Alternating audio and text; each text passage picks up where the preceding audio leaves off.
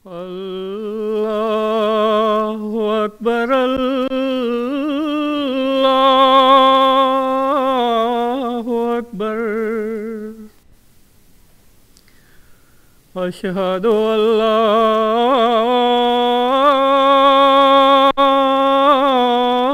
الہ الا اللہ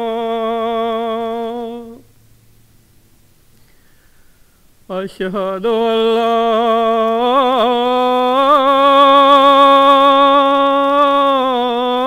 الہ الا اللہ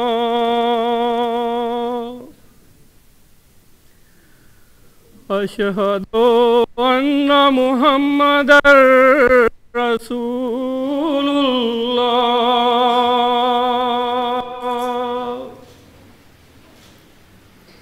اشہد ان محمد رسول اللہ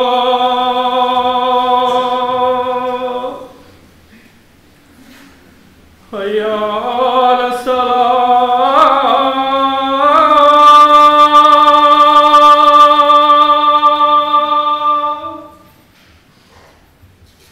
حی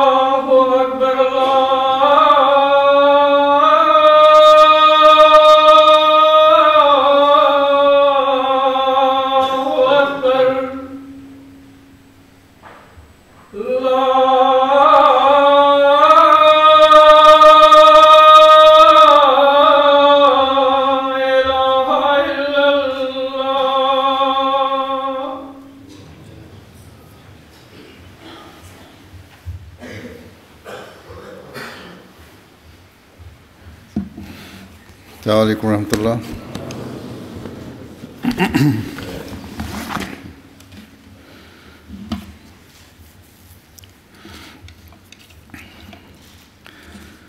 اشہد ان لا الہ الا اللہ وحدہ لا شریک لہ واشهد ان محمدا عبده ورسوله اما بعد فاعوذ بالله من الشیطان الرجیم بسم اللہ الرحمن الرحیم الحمد للہ رب العالمین الرحمن الرحیم مالک یوم الدین ایاک نعبد و ایاک نستعین اهدنا الصراط المستقيم صراط الذين أنعمت عليهم غير المغضوب عليهم ولا الضالين. وَإِذْ يَرْفَعُ إِبْرَاهِيمُ الْقَوَاعِدَ مِنَ الْبَيْتِ وَإِسْمَاعِيلُ رَبَّنَا تَقَبَّلْ مِنَّا إِنَّكَ أَنْتَ السَّمِيعُ الْعَلِيمُ ربنا واجعلنا مسلمين لك ومن ذرياتنا أمة مسلمة لك وأرنا مناسكنا وتب علينا إنك أنت التواب الرحيم.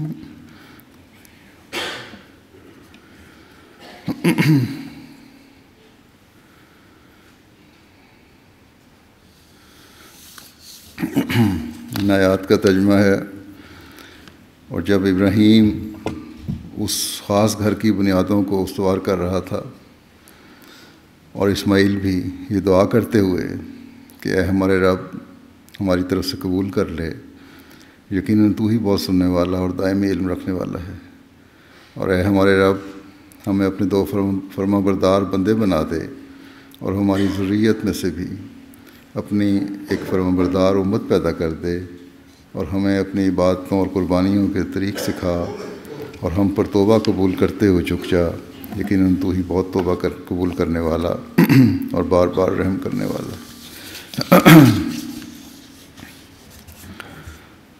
الحمدللہ آج ہمیں اسپین میں دوسری احمدیہ مسجد بنانے کی توفیق مل رہی ہے۔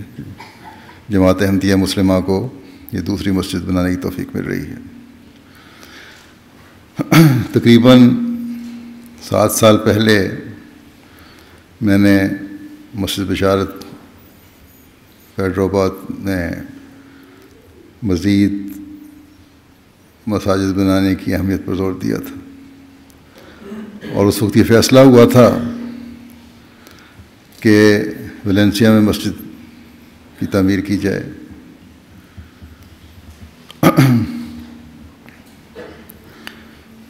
احمدیوں کی تعداد سے زیادہ یہاں مسجد بنانا میرے پیش نظر اس لیے اس علاقے میں تھا، اس کی اہمیت اس لیے تھی کہ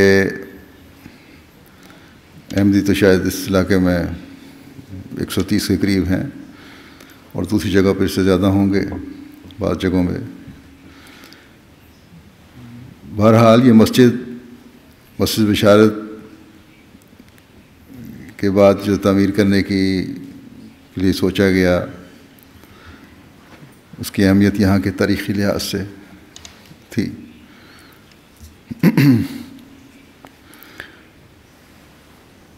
گو کہ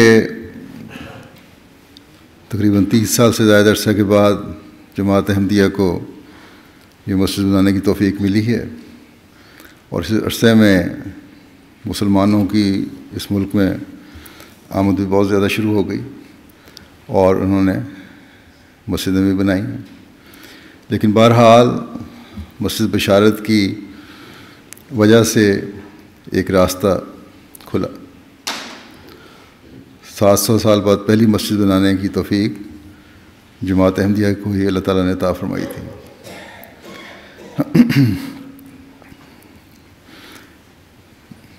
یہاں کی اہمیت بیان کرنے سے پہلے یہ بھی بتا دوں کہ مسلمانوں کی تعداد اس وقت یہاں 1 ملین کے قریب ہے، اور یہ خیال کیا جاتا ہے کہ 2030 تک ان میں 80-85% اضافہ ہو کر 2 ملین کے قریب ہو جائیں گے، یعنی اگلے 20 سال میں۔ آج سے 30 سال پہلے چند ہزار تھے، جو اب 1 ملین ہیں، اور اب 2 ملین، اور ان میں زیادہ تر تعداد باہر سے آنے والوں کی ہے، جو نارتھ افریقہ سے آئے ہیں، ہم موراکو، الجزیرہ وغیرہ سے۔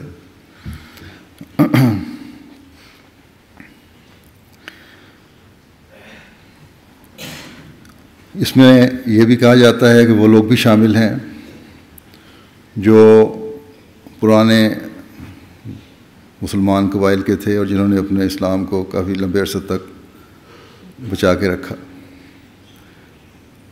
وہ زبردستی مسلمانوں سے عیسائی بنائے گئے تھے آج سے تقریباً 700 سال پہلے۔ ان میں سے بھی ہزاروں کی تعداد میں دوبارہ مسلمان ہوئے ہیں، یعنی ان قبیلوں اور خاندانوں میں سے، جیسا کہ میں نے کہا، جو زبردستی عیسائی بنائے گئے تھے یا ان کے بچے عیسائی بنائے گئے تھے۔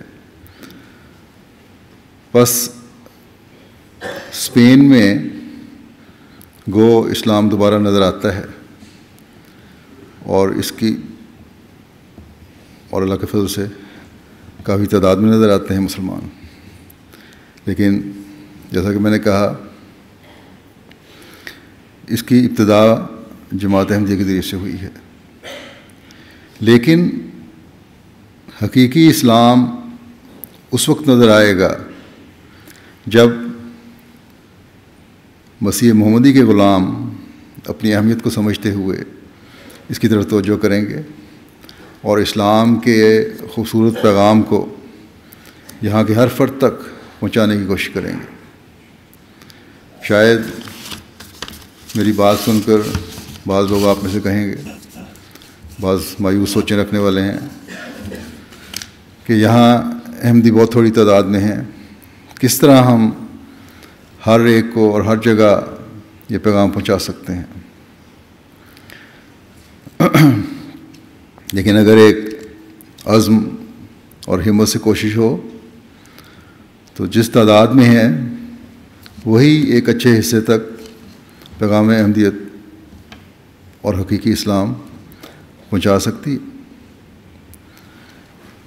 اس کے لیے باوجود بار بار کہنے کے پلاننگ نہیں ہوئی اور پھر کوشش نہیں ہوئی، اور اسی وجہ سے جو مقصد ہم حاصل کر سکتے تھے وہ حاصل نہیں کر سکے۔ جو پلاننگ مرکز نے دی یا میں نے دی یا مجھ سے پہلے حضرت مسیح رابع نے دی، اس پر عمل نہیں ہوا۔ مسجد بشارت ایسی جگہ واقع ہے جہاں سے یہ قرطبہ اور اگلے علاقوں میں جانے والوں کو نمایاں نظر آتی ہے، عین موٹر وے پر واقع ہے، اور اگر تعارف کا کوئی ذریعہ نکالا جاتا تو بہت سے لوگوں تک یہ تعارف پہنچتا۔ بعض اچھا کام کرنے والی جماعتوں نے کم تعداد میں ہونے کے باوجود غیر معمولی طور پر جماعت احمدیہ کے تعارف کا کام کیا ہے، اور لیفلیٹنگ کے ذریعے سے اسلام اور جماعت کا تعارف بہت بڑے وسیع تعداد میں لوگوں تک پہنچایا۔ حیدرآباد کی مسجد میں بے شک غیر لوگ دیکھنے آتے ہیں، بعض رپورٹوں میں ذکر ہوتا ہے، بعض وفود بھی آتے ہیں، لیکن اگر ایک جذبے اور شوق سے کام ہوتا تو کہیں زیادہ مسجد کی وجہ سے حقیقی اسلام کا تعارف ہو سکتا تھا اس علاقے میں۔ اگر دوسرے مسلمان فرقے جن کا باقاعدہ نظام بھی نہیں ہے، اسپین کے پرانے مسلمان خاندانوں کو جو عیسائیت میں زبردستی دھکیل دیے گئے تھے، ان کی نسلوں میں سے تقریباً 20,000 کی تعداد میں دوبارہ اسلام میں لا سکتے ہیں، تو ہماری تبلیغ سے جو حقیقی اسلام ہے، کیوں بڑی تعداد میں اسلام کی آغوش میں یہ لوگ نہیں آ سکتے؟ ہم نے اسلام کے دوبارہ اسپین میں اجراء کا راستہ تو کھول دیا، لیکن اس راستے کو ایک عزم اور ایک جذبے کے ساتھ استعمال نہیں کیا، اور دوسروں نے اس سے فائدہ اٹھا لیا۔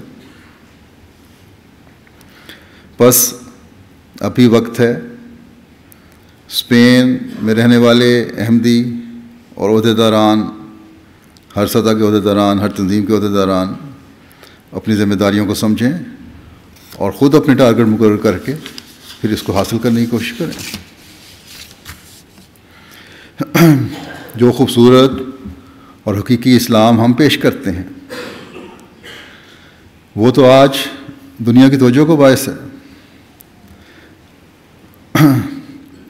ہم نے یہ پرانے قبیلے جن کو زبردستی اسلام سے عیسائی بنایا گیا تھا، انہیں بتانا ہے کہ اپنے باپ دادا پر ظلم کا بدلہ لینے کا وقت اب ہے، لیکن یہ بدلہ زبردستی اور ظلم سے نہیں لینا۔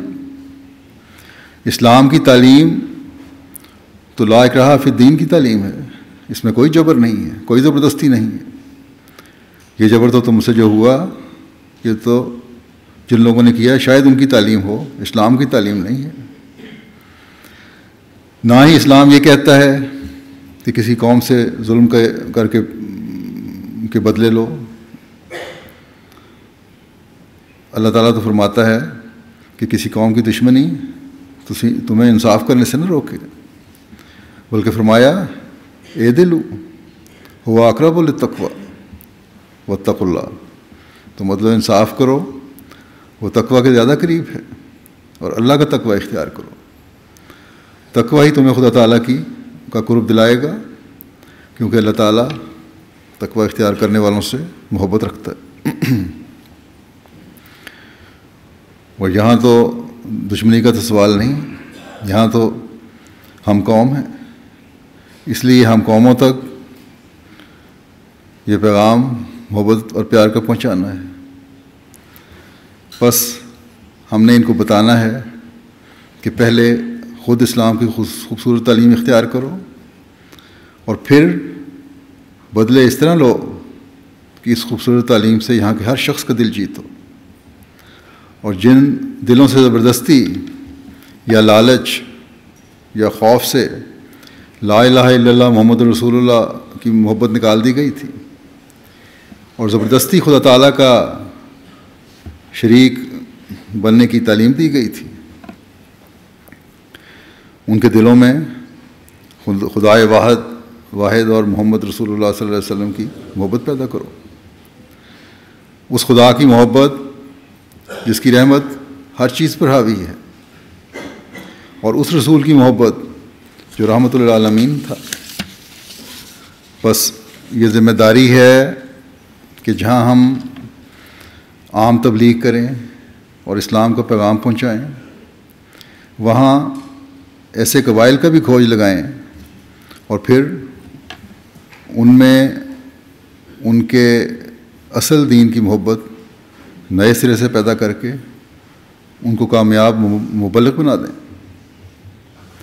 جیسا کہ میں نے کہا کہ ویلنسیا کی تاریخی اہمیت کی وجہ سے میں نے یہاں مسجد بنانے کی ترجیح دی تھی، اس لیے کہ جب اسپین میں ظالم بادشاہ اور ملکہ نے زبردستی مسلمانوں کو عیسائی بنانا شروع کیا تھا، ویلنسیا اس زمانے میں بھی وہ علاقہ تھا جہاں باوجود مسلمانوں کے ساتھ بدسلوکی کے عربی بولی جاتی تھی. اسلامی رسم و رواج کو قائم کیا گیا تھا، رکھا ہوا تھا. عملاً مسلمان اپنی عبادات بھی بجا لاتے تھے، اور عمومی جو بھی اسلامی تعلیم ہے اس کو قائم رکھے ہوئے تھے، جبکہ دوسرے علاقوں میں مسلمان گروپ کی صورت میں تو رہتے تھے، لیکن کسی بھی قسم کا ایسا اظہار نہیں کرتے تھے جس سے اسلام کھل کر ان سے ظاہر ہوتا ہو. اسی وجہ سے جب 17ویں صدی کے شروع میں اس وقت کے بادشاہ نے مسلمانوں کو یا ان لوگوں کو جن کے خاندان پہلے مسلمان تھے اسپین سے نکالنے کی مہم پھر سے شروع کی، تو سب سے پہلے ویلنسیا کا آغاز کیا. یہاں کے یہ منصوبے کا آغاز ویلنسیا سے کیا، کیونکہ یہاں جیسا کہ میں نے کہا مسلمان اپنے دین پر قائم رہتے ہوئے اس پر عمل کر رہے تھے، یا جس حد تک عمل کر سکتے تھے کرنے کی کوشش کرتے تھے.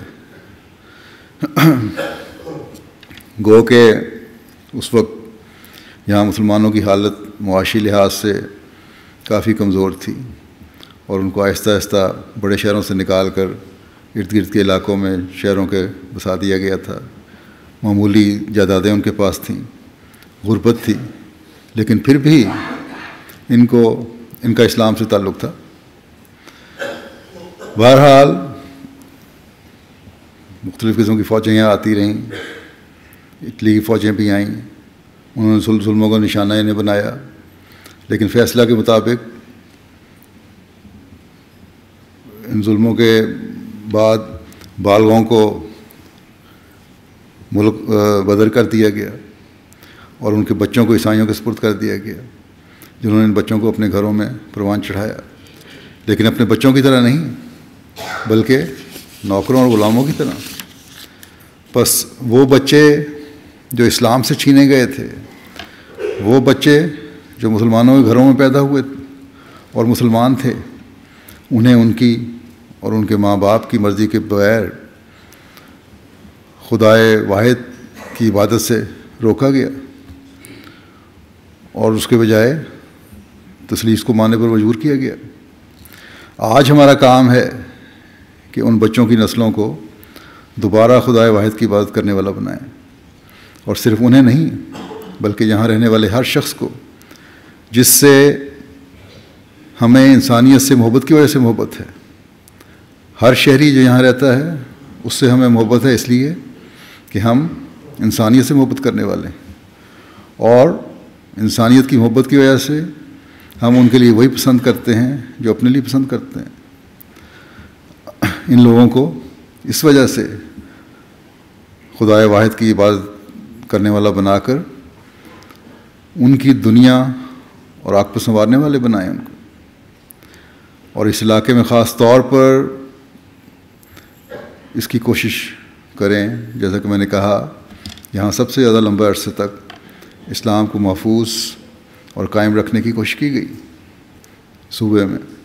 یہاں سے مسلمانوں کے اخراج کی 7 صدیاں نہیں منائی جاتی، بلکہ یہی مانا جاتا ہے کہ سب سے آخر میں 4 صدیاں پہلے یہاں سے مسلمانوں کو نکالا گیا تھا، یا مسلمانوں کی نسل ختم کرنے کی کوشش کی گئی تھی۔ یقیناً اس میں کوئی شک نہیں کہ یہاں صدیوں مسلمانوں کی حکومت قائم رہنے کے بعد اس کا زوال مسلمانوں کی اپنی لالچوں اور سازشوں کی وجہ سے ہوا۔ جو بھی نام کی خلافت تھی اس سے بھی وفا نہیں کی گئی، نہ خلیفہ یا بادشاہ نے اپنی ذمہ داری کا حق ادا کیا، نہ ہی اس کے خواص اور امراء جو تھے انہوں نے حق ادا کیا، اور پھر ہر ایک نے اپنی 1.5 اینٹ کی مسجد بنا لی تھی، اور اس 1.5 اینٹ کی مسجد بنا کر مختلف بادشاہتیں قائم کرنے کی کوشش کی گئی، اور نتیجہ پھر جو ایسے خود غرضانہ کاموں کا نکلتا ہے وہ نکلا۔ لیکن اب مسیح محمدی جو خاتم الخلفاء ہیں، جو آن حضرت صلی اللہ علیہ وسلم کے خلافت راشدہ کے بعد حقیقی علمبردار ہیں، جن کے بعد پھر خلافت کا نظام جاری ہے، ان کے ماننے والوں کا کام ہے کہ اس کھوئی ہوئی ساکھ کو دوبارہ اس علاقے میں، اس ملک میں قائم کریں، بلکہ دنیا کو لا الہ الا اللہ محمد رسول اللہ کی حقیقت سے روشناس کروایا جائے، اس کی حقیقت دنیا کو بتائی جائے۔ اللہ تعالیٰ نے ہمیں اس علاقے میں اپنی مسجد بنانے کی توفیق عطا فرمائی ہے۔ جگہ بھی اللہ تعالیٰ کے فضل سے بڑی موقع ملی ہے۔ یہ مسجد بھی موٹر وے سے نظر آتی ہے، بالکل موٹر وے کے اوپر ہے، لیکن شہر کی نئی آبادی میں بھی ہے۔ اچھے شرفاء کا علاقہ ہے یہ، ہمسائے بھی اچھے اور شریف ہیں۔ اللہ تعالیٰ نے ہمسائے کی بھی اچھی عطا فرمائی ہے، یہ بھی اس کا بڑا احسان ہے۔ بس اس موقع سے ہمیں فائدہ اٹھانا چاہیے، مسجد بنا کر صرف اس بات پر خوش نہ ہو جائیں کہ اسپین کے ایک اور شہر میں ہماری خوبصورت مسجد بن گئی۔ بس اپنی حالتوں پر بھی نظر رکھنی ہوگی، اپنی عبادتوں پر بھی نظر رکھنی ہوگی، اپنی ذمہ داریوں پر بھی نظر رکھنی ہوگی۔ یہ آیات جو میں نے تلاوت کی ہیں، اس میں حضرت ابراہیم علیہ السلام اور حضرت اسماعیل علیہ السلام نے ایک خوبصورت طریق اللہ تعالیٰ کے گھر کی تعمیر کے بعد اس کا حق ادا کرنے کا ہمیں بتا دیا، اور ساتھ ہی حق ادا کرنے کے لیے دعاؤں کا طریق اور اس طرف توجہ بھی دلا دی. بس اس پر غور کرنے کی ہمیں ضرورت ہے تاکہ نسلاً بعد نسلیں اللہ تعالیٰ کے گھر کا حق ادا کرنے والے ہم میں سے پیدا ہوتے چلے جائیں. اللہ تعالیٰ فرماتا ہے کہ جب وہ خانہ کعبہ کی دیواریں استوار کر رہے تھے تو یہ دعا مانگ رہے تھے کہ ربنا تقبل منا انک انت السمیع العلیم. بس یہ شان ایک حقیقی اللہ والے کی ہے، اور سب سے بڑھ کر اللہ تعالیٰ کے انبیاء ہی اللہ تعالیٰ کے قریب اور اللہ والے ہوتے ہیں. کہ سالوں سے قربانیاں کر رہے ہیں، باپ بھی قربانی کر رہا ہے، بیٹا بھی قربانی کر رہا ہے، بیوی بھی قربانی کر رہی ہے، لیکن یہ نہیں کہہ رہے کہ ہمیں اتنا عرصہ ہو گیا قربانیاں کرتے ہوئے، اب ہم تیرے اس گھر کو بنا رہے ہیں، تیری خاطر بنا رہے ہیں، تیرے کہنے پہ بنا رہے ہیں، اس لیے ہمارا حق بنتا ہے کہ ہماری ہر قربانی کو آج قبول کر، اور قبول کر کے ہمارے لیے آسانیاں اور آسائشیں پیدا فرما. جماعت احمدیہ میں تو اس کا رواج نہیں ہے، لیکن دوسرے مسلمانوں میں تو یہ رواج ہے کہ ذرا سی قربانی کی، اور قربانی کے بعد پھر یہ کوشش ہوتی ہے کہ پھر اعلان کیا جائے. 1 روپے 2 روپے 4 روپے دے کے بھی مسجدوں میں اعلان ہوتے ہیں، اور اگر بڑی قربانی ہو تو بہت زیادہ فخر کیا جاتا ہے. لیکن جو نمونہ ہمارے سامنے اللہ تعالیٰ نے ان 2 نبیوں کے ذریعے سے پیش فرمایا وہ یہ کہ بیٹا خدا تعالیٰ کی خاطر ذبح ہونے کو تیار ہے، باپ بیٹے کو اللہ تعالیٰ کی خاطر ذبح کرنے کو تیار ہے، اور یہ سب کچھ اس وقت ہو رہا ہے جب بیٹا چھوٹی عمر کا ہے اور بڑھاپے کی اولاد ہے. پھر قربانی کا معیار آگے بڑھتا ہے تو ایک لمبا عرصہ بیوی اور بیٹے کو غیر آباد جگہ میں قربانیاں کرنے کے لیے چھوڑ دیا جاتا ہے، جہاں اس بات کا بھی کبھی امکان ہے کہ بھوک اور پیاس سے دونوں ماں بیٹا شاید زندگی سے ہاتھ دھو بیٹھیں. اور پھر وہ وقت آتا ہے جب اللہ تعالیٰ بیٹے اور بیوی کی قربانی قبول فرماتا ہے. اگر ان کے لیے پہلے سامان نہیں تھے کہ تو پھر ان کے لیے کھانے پینے کے سامان مہیا فرماتا ہے. پھر اللہ تعالیٰ کے حکم سے خانہ کعبہ کی تعمیر بھی شروع ہو جاتی ہے، اور تعمیر کرنے والے بھی صرف 2 اشخاص ہیں جو یہ عہد کر رہے ہیں کہ اس کی تعمیر کے ساتھ اب واپسی کے ہمارے تمام راستے بند ہیں. اب ہمارا مقصد خدا اور اس کے گھر کو خدا تعالیٰ کے گھر کو آباد کرنا ہے.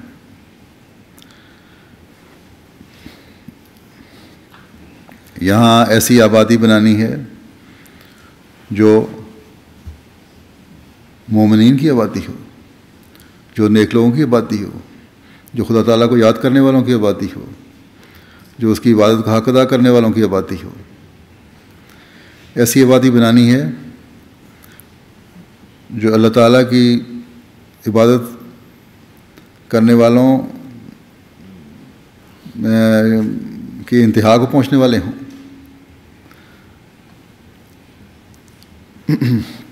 بس یہ لوگ تھے جو اللہ تعالیٰ کے حکم سے اللہ تعالیٰ کا گھر بنا رہے تھے، اور عاجزی اور اللہ تعالیٰ کی محبت کا یہ حال ہے کہ یہ دعا ہے کہ اللہ تعالیٰ ہماری اس قربانی کو، اس کوشش کو قبول فرما لے. اپنے خاص رحم سے ہم پر رحم کرتے ہوئے اسے قبول کر لے کہ یہ قبولیت ہمیں تیرے اور قریب کرنے والی بن جائے. بس یہ سبق ہے قربانی کر کے پھر عاجزی سے اللہ تعالیٰ کے حضور جھک کر اس قربانی کو قبول کرنے کی درخواست اور دعا کا. اور یہی اصول ہے جو ہمیں بھی ہر وقت اپنے پیش نظر رکھنا چاہیے. یہ ابراہیمی اور اسماعیلی سوچ اور دعا ہے جو آج ہمیں اس طرف توجہ دلا رہی ہے. ہم جو اس زمانے کے ابراہیم کی طرف منسوب ہونے والے ہیں، جس کو آن حضرت صلی اللہ علیہ وسلم کی کامل اطاعت اور عشق و محبت کی وجہ سے وہ اعزاز بخشا ہے اللہ تعالیٰ نے کہ اس زمانے کا ابراہیم بنا دیا، جس نے دین کو اس کی اصل دیواروں پر دوبارہ استوار کر کے دکھایا. اور ہم گواہ ہیں اور ہم روز نظارے دیکھتے ہیں کہ ایسا استوار کیا کہ اگر اس پر کچھ صحیح طرح عمل کرنے والا ہو تو اس کی کایا پلٹ جاتی ہے. دین اسلام کی خوبصورتی کو اس طرح چمکا کر پر عظمت اور پر شوکت بنا کر دکھایا کہ غیر مسلم بھی کہنے لگ گئے کہ اگر یہی اسلام ہے جو تم پیش کرتے ہو تو ہم اسلام کے خلاف اپنے کہے ہوئے الفاظ واپس لیتے ہیں.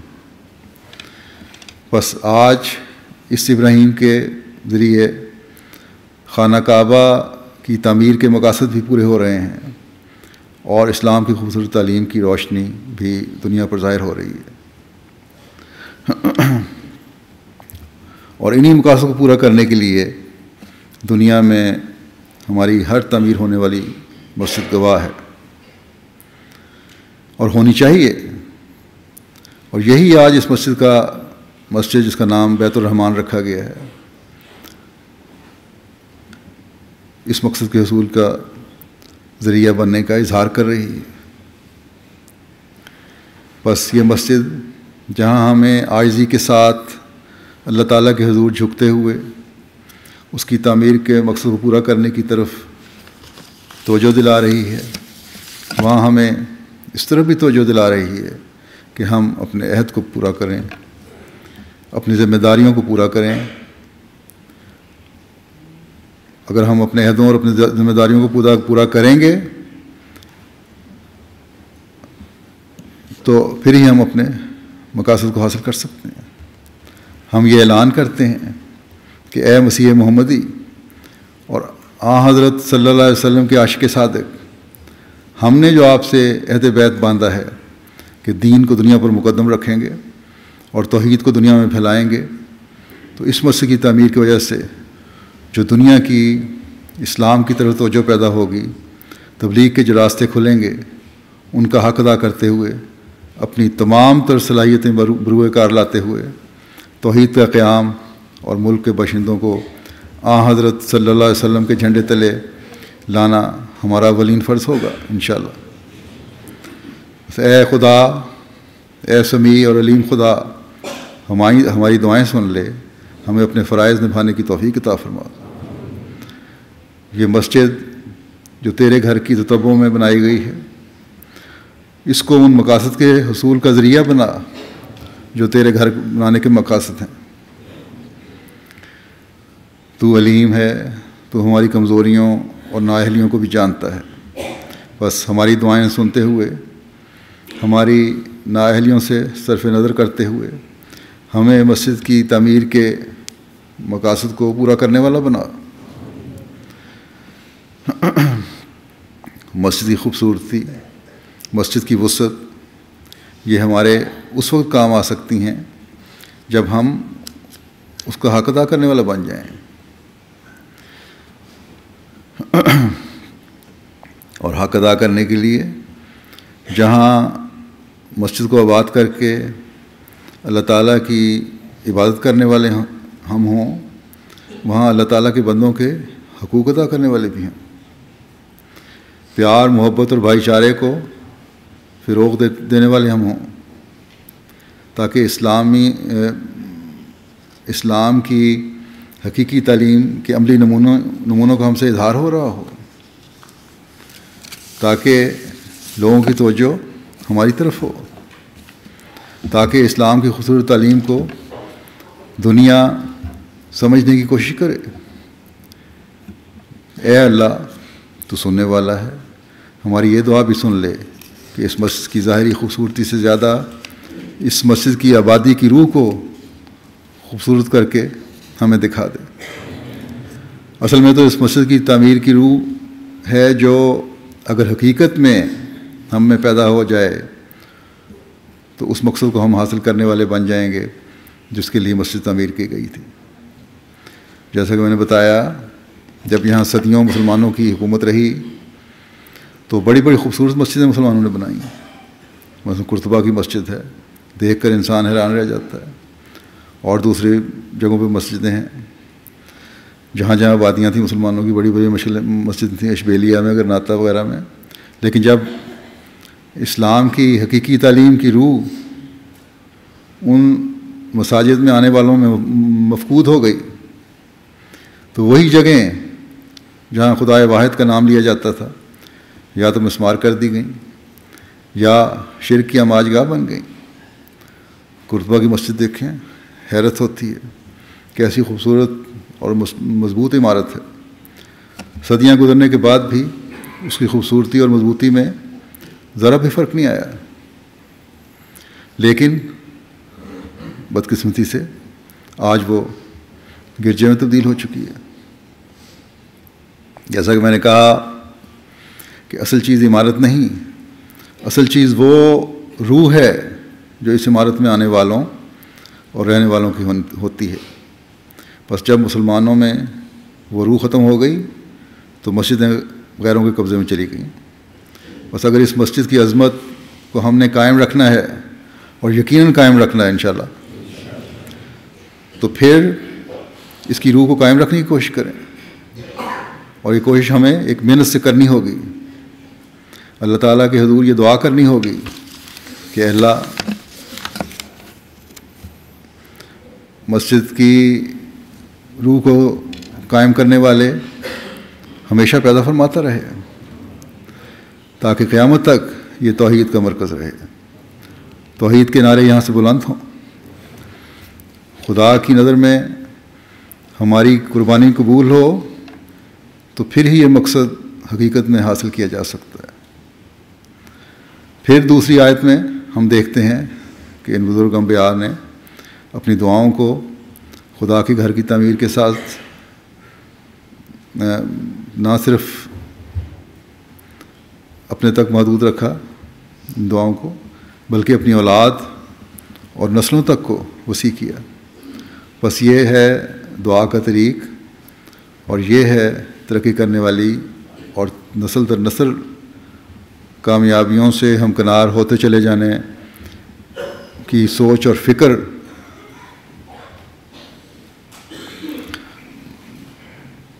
اگر یہ فکر اور سوچ ہوگی تو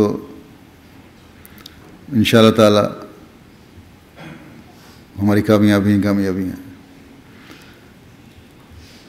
اور پھر یہ دعا کہ ہماری ذریت کو بھی نیکیوں پر قائم رکھ، تب اس گھر کی آبادی کا مقصد حاصل ہوگا۔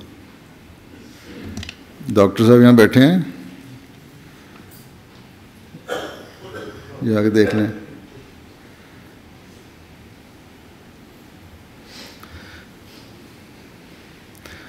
بہرحال ٹھیک ہے، فکر کی ضرورت نہیں ہے، اب آپ باقی سارے بیٹھ جائیں، چھوڑ دیں جگہ،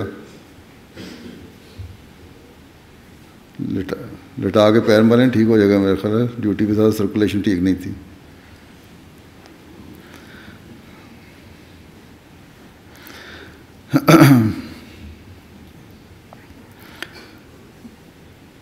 تو بہرحال جو میں کہہ رہا تھا کہ یہ اپنی اگر یہ سوچ اور فکر ہمیں قائم رہے گی تو انشاءاللہ تعالی ہماری کامیابیاں ہیں۔ ہمیں یہ بھی دعا بھی کرنی چاہیے کہ اللہ تعالی ہماری ذریت کو بھی نیکیوں پر قائم رکھے، تاکہ اس گھر کی آبادی کا مقصد ہمیشہ حاصل ہوتا چلا جائے۔ جیسا کہ میں نے کہا کہ قربانی کی قبولیت تب ہوگی جب حقوق اللہ اور حقوق العباد ادا کرنے والے لوگ ہماری نسلوں میں سے پیدا ہوتے رہیں، عبادت کرنے والے ہماری نسلوں میں سے پیدا ہوتے رہیں، اور اس طرح پر عبادت کرنے والے پیدا ہوں جس طرح اللہ تعالیٰ سے یہ ہم دعا کریں، جس طرح اللہ تعالیٰ ہم سے چاہتا ہے، اور یہ ہم دعا کریں کہ اے اللہ تو نے عبادت کا حکم دیا ہے اور طریق سکھایا ہے۔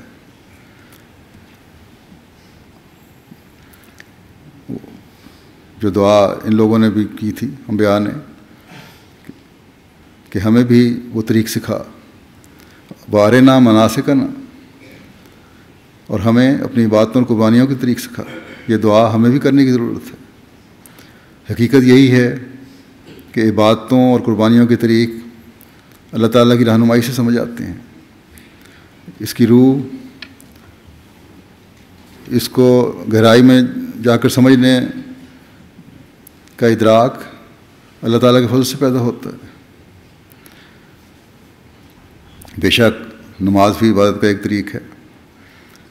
مسجد میں لوگ آتے ہیں اور عبادت کرتے ہیں، لیکن یہی نمازی ہیں جن کے بارے میں اللہ تعالیٰ فرماتا ہے جو کہ ان کی نمازیں ان کے منہ پر ماری جاتی ہیں اور ان کے لیے ہلاکت کا باعث بن جاتی ہیں. بس اللہ تعالیٰ کے فضل کو مانگتے ہوئے ایسی نمازیں ہمیں ادا کرنے کی کوشش کرنی چاہیے جو اس کی نظر میں مقبول ہوں.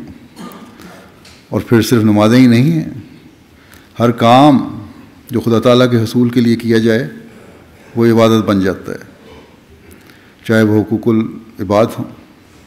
بس اس روح کو سمجھنا ہمارے لیے ضروری ہے.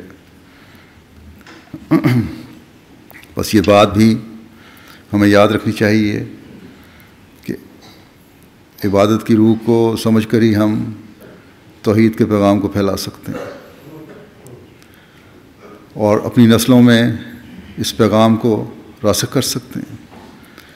اور اس کے لیے جیسا کہ حضرت ابراہیم علیہ السلام نے دعا کی ہے، نسلوں کے لیے بہت تڑپ کر دعا کرنے کی ضرورت ہے. ہم احمدی اپنے اجلاسوں میں یہ عہد کرتے ہیں کہ ہر قربانی کے لیے تیار رہیں گے. تو اس عہد کی روح کو اپنی نسلوں میں پھونکنے کی ضرورت ہے تاکہ دین کی اشاعت کے لیے قربانیاں کرنے والے گروہ پیدا ہوتے رہیں. لیکن یہ یاد رکھنا چاہیے کہ بدلتے ہوئے حالات کے مطابق قربانیوں کے طریقے بدلتے رہیں گے. اور یہ بھی ایک مطلب ہے اس دعا کا، وارنا مناسکنا کا. اسپین میں اگر پہلے مسلمان جو داخل ہوئے وہ مدد کے لیے آئے، جہاد بھی کیا اور دادرسی کے لیے آئے تھے اور پھر وہ آگے پھیلتے چلے گئے. بے شک تلوار کا جہاد کیا انہوں نے.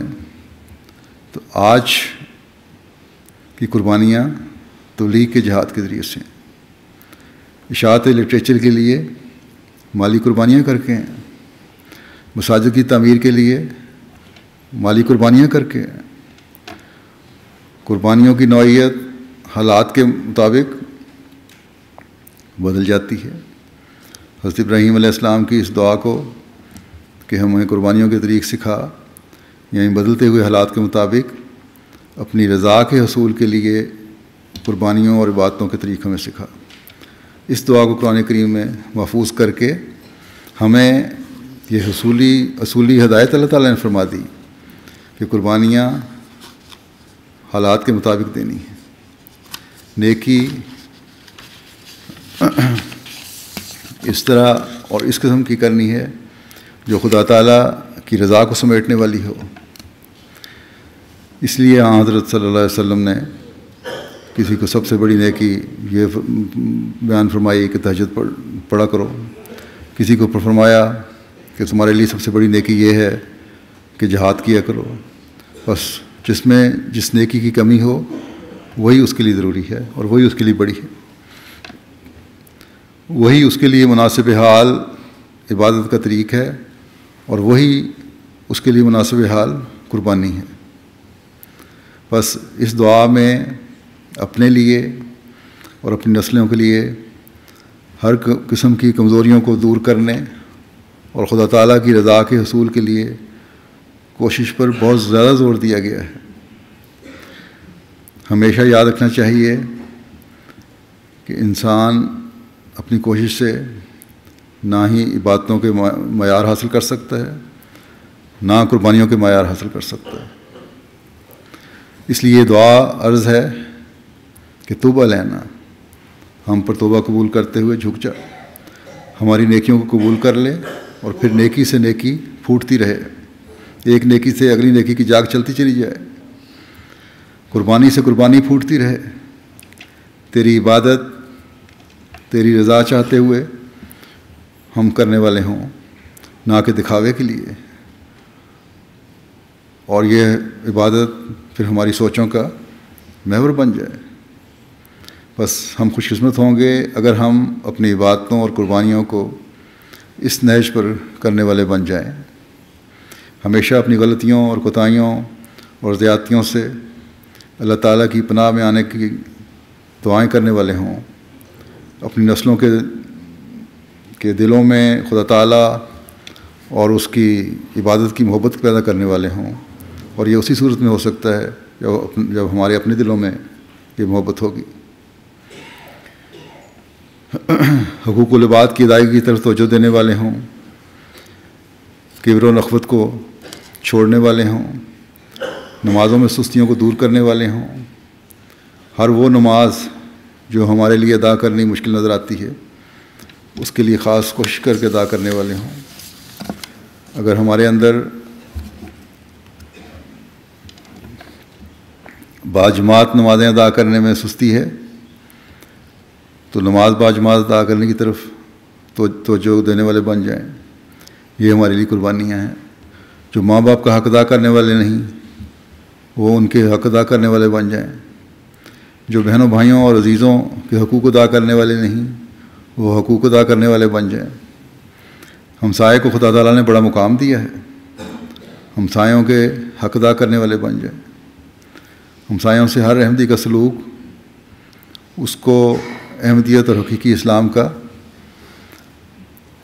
گرویدہ بنانے والے بن جائے، یہ کوشش ہر احمدی کی ہونی چاہیے۔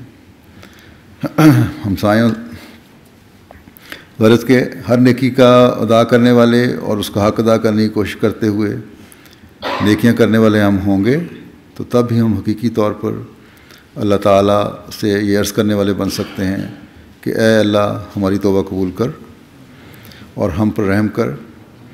ہم اللہ تعالیٰ کے رحم کے طلبگار ہیں، جب بنتے ہیں تو دوسروں پر بھی ہمیں پھر رحم کی نظر ڈالنی ہوگی۔ یہ نہیں کہ صرف اللہ تعالیٰ سے رحم مانگتے رہیں اور اپنے دائرے میں رحم کرنے والے نہ ہوں۔ بس مسجد کے ساتھ اگر ایک مومن حقیقی رنگ میں منسلک ہوتا ہے تو نیکیوں کے نئے سے نئے دروازے اس پر کھلتے ہیں، اللہ تعالیٰ کی بخشش کے نئے سے نئے اظہار اس سے ہوتے ہیں۔ بس آج ہمیں اللہ تعالیٰ کی طرف سے یہ عطا کردہ مسجد ہمیں اس طرف توجہ دلانے والی ہونی چاہیے، یہ اظہار ہم سے ہوں۔ اس مسجد کو یہاں کے رہنے والوں نے خود بھی آباد رکھنا ہے اور اپنے بچوں کے ذریعے سے بھی آباد کروانا ہے انشاءاللہ، اور اس کا حق ادا کرتے ہوئے آباد کروانا ہے۔ صرف مسجد میں آنا مقصد نہیں بلکہ اس کا حق ادا کرنا ہی مقصد ہے۔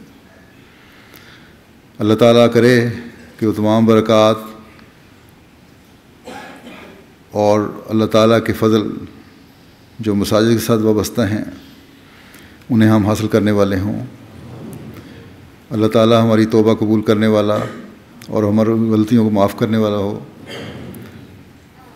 ایک حدیث میں آتا ہے حضرت صلی اللہ علیہ وسلم نے فرمایا کہ حضرت ابو ہریرہ سے یہ روایت ہے کہ کیا میں تمہیں وہ عمل نہ بتاؤں جس کے کرنے سے اللہ تعالیٰ خطاؤں کو مٹا دیتا ہے اور درجات کو بلند فرماتا ہے۔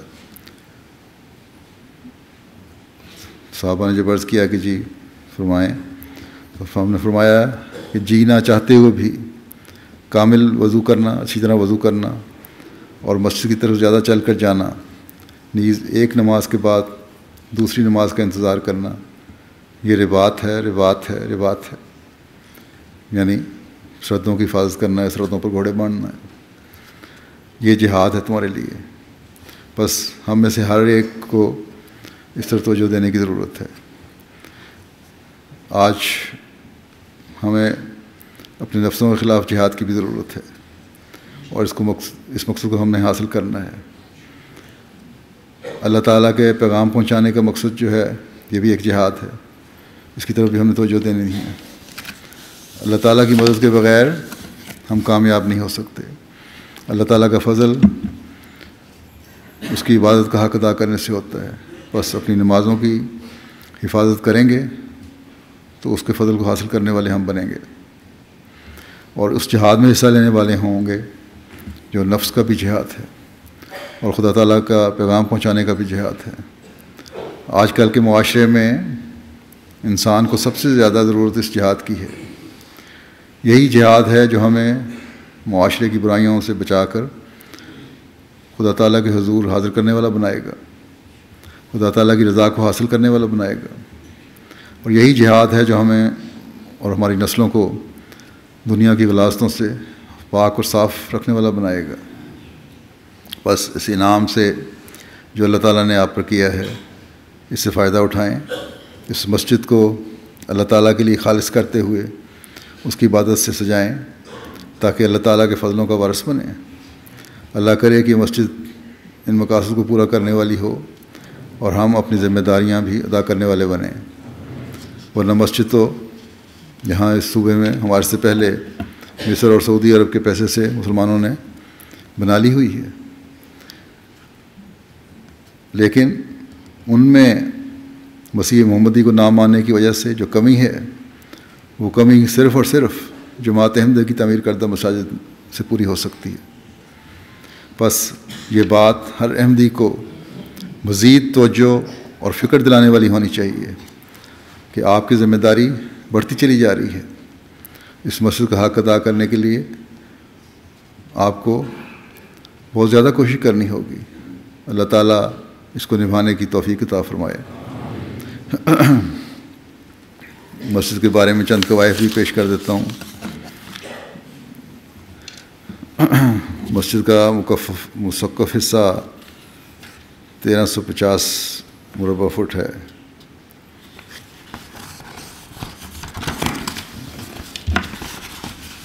اور اس کا خرچ تقریباً 1.2 ملین یورو کے قریب ہوا ہے، اور جو اسپین کی جماعت نے تھوڑا سا ہی دیا ہے، شاید وہ بھی نہیں دیا۔ بہرحال جو وعدے کیے ہیں ان کو پورا کرنا چاہیے ان کو۔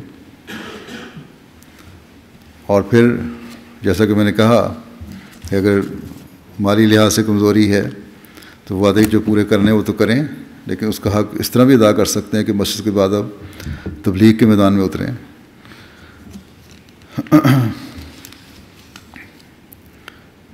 اور ہالوں کی یہاں گنجائش جو ہے 250 ان کے تعداد ان کے دیے ہوئے اعداد و شمار کے مطابق ہے، لیکن بہرحال بڑے بھی ہیں کافی۔ دیگر سہولیات بھی یہاں ہیں، 7 دفاتر ہیں، ایک لائبریری ہے، بک شاپ ہے، کچن بڑا اچھا ہے، اسٹور ہے، ٹیکنیکل روم ہے، پھر اسی طرح اس عمارت کو ساری کو ایئر کنڈیشن کیا گیا ہے۔ مردوں اور عورتوں کے لیے علیحدہ وضو وغیرہ کی سہولتیں بھی ہیں۔ پھر یہاں بنگلہ تو پہلے جب لیا تھا گھر جگہ خریدی گئی تھی اس وقت تھا، اس میں مزید اضافہ کیا گیا 2 کمروں کا، بلکہ 3 کمروں کا۔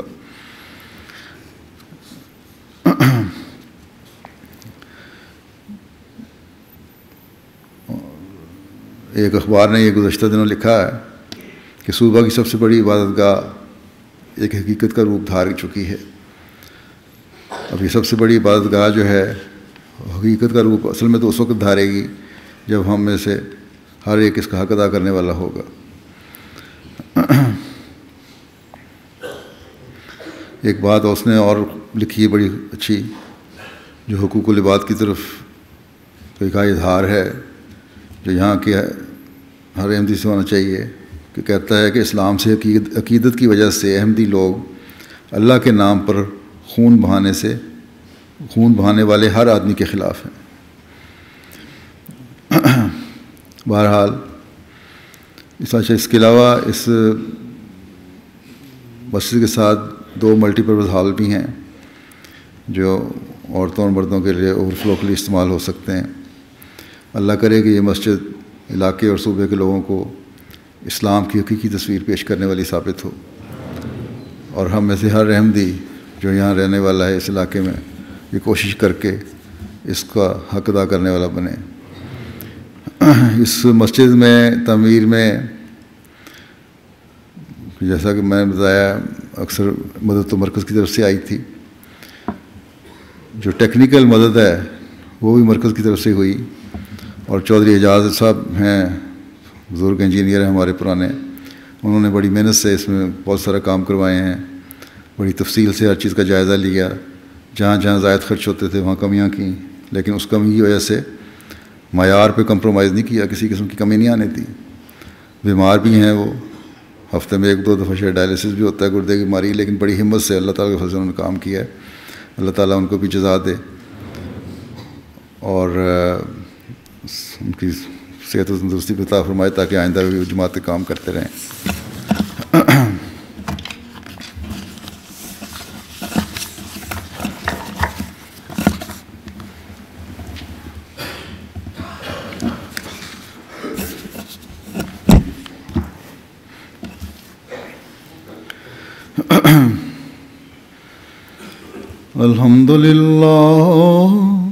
الحمد لله نحمده ونستعينه ونستغفره ونؤمن به ونتوكل عليه ونعوذ بالله من شرور أنفسنا ومن سيئات أعمالنا. من